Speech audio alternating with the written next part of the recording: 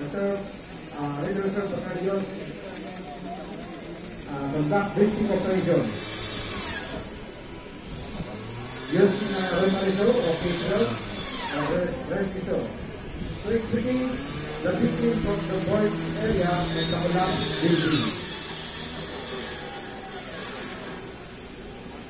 And the other team, on the left side of the collapsed building, the Saro demonstrated extrication from the rubble, but there is no other way but extricate the victim using mechanical advantage techniques, using 4-5 watt techniques, and will safety down the victim using the low angle rescue techniques.